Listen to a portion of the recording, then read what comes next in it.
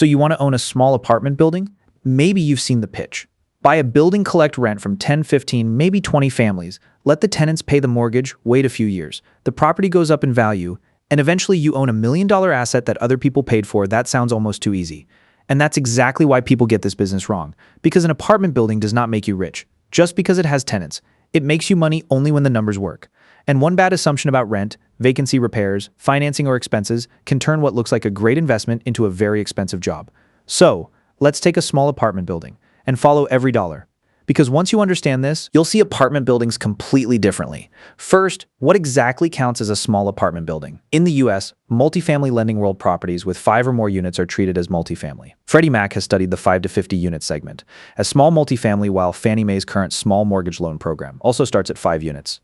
That matters, because buying a 4-unit property can fall into a very different financing world from buying a 5-unit building. The moment you cross that line, you're not just buying a house with several apartments, you're operating a small commercial real estate business.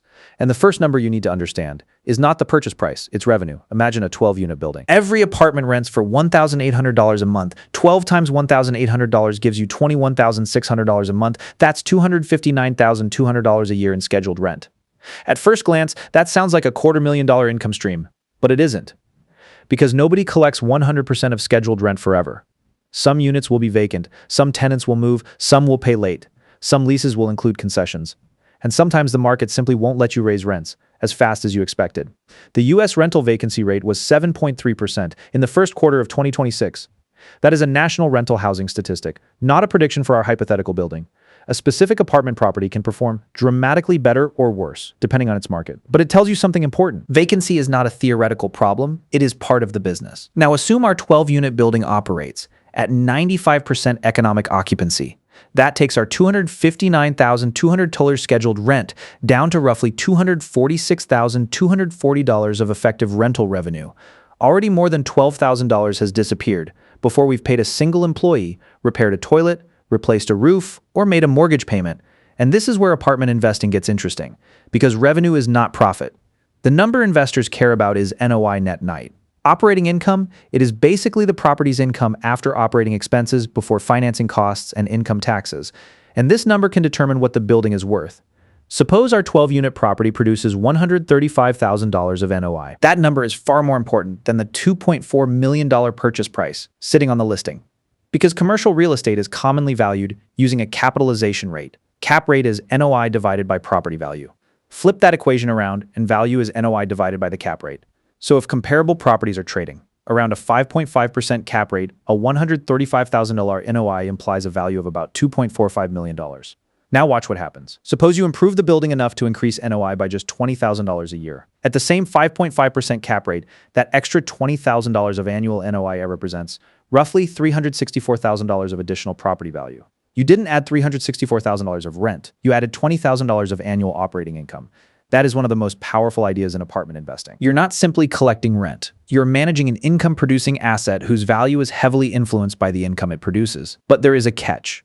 The market does not owe you a 5.5% cap rate. Cap rates vary by location, property quality, risk, interest rates, supply, demand, and investor sentiment. So if you buy a building at one cap rate, and later the market demands a higher cap rate, the value can fall, even if your building is still making money. That is why rising interest rates can hurt landlords in 2 different ways. They can increase the cost of debt, and they can put downward pressure on property valuations. Now let's talk about the mortgage. This is where the dream of the tenants pay for the building gets tested. A small apartment building can be financed with specialized multifamily loans. Fannie Mae's small mortgage loan program currently covers stabilized properties with 5 or more units up to $9 million nationwide, with maximum 80% loan to value and a minimum 1.25 times debt service coverage ratio. Freddie Mac also has a small balance loan program for properties with 5 or more residential units. But notice the phrase lenders care about: debt service coverage. The lender wants the property's income to cover its debt payments with a cushion, because the lender does not care that you personally believe rents will double in 5 years. The building has to support the loan. Let's return to our example. Suppose the building costs $2.4 million. If you put 25% down, that is $600,000 of equity. You borrow $1.8 million. Now imagine the annual debt service is around $136,000. Our illustrative NOI was $135,000. That means the property is basically breaking even before we even talk about the owner's personal taxes. major capital improvements, or surprises. And this is why a building can look profitable on a listing and still be a terrible investment. The listing might show gross rent. You see $259,200. You think, that's a lot of money. But the mortgage is paid after operating expenses, not before. And the roof doesn't care what the listing promised you. Neither does the boiler. Neither does the sewer line. Neither does the insurance company. This brings us to one of the biggest traps in the business: maintenance versus capital expenditures. A leaking faucet is one thing. A failing roof is another. A broken appliance is one thing. Replacing the entire HVAC system is another. And an investor who treats every dollar of cash flow as spendable money eventually discovers why real estate owners keep reserves. The building is a machine, and machines wear out. The other machine you're operating is the tenant pipeline, because keeping an apartment occupied is not free. When a tenant leaves, you can lose rent. Then you may have cleaning, painting, repairs, marketing, leasing, and sometimes a period where the unit produces nothing. CBRE has noted that lower apartment turnover can reduce both the risk of vacancy and make-ready expenses. Earlier industry research cited by CBRE put average turnover costs around $1,800 per unit, with costs potentially reaching $3,000. And there's another reason owners care so much about renewals.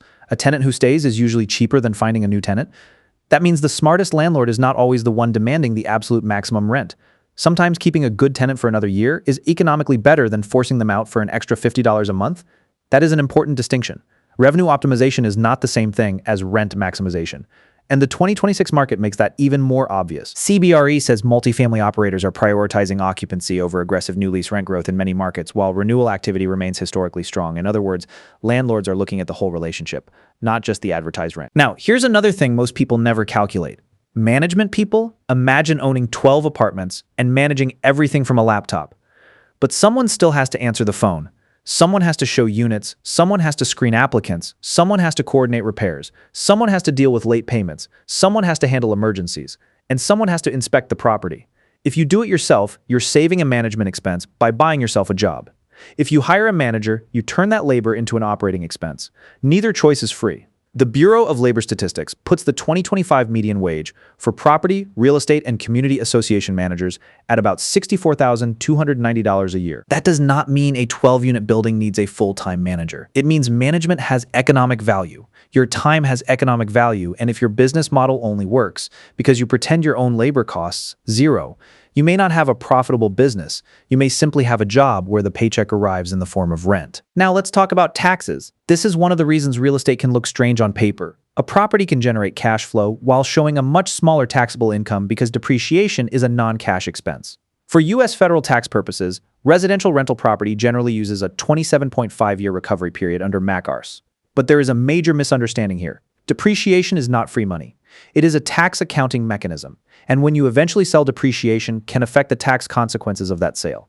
There are also passive activity rules. The IRS generally treats rental activities as passive, but certain actively participating rental real estate owners may qualify for a special allowance of up to $25,000 of losses, subject to income limits and other rules. And if you qualify as a real estate professional, different rules can apply. This is exactly why the tax section of an apartment investment should never be reduced to real estate, has tax write-offs.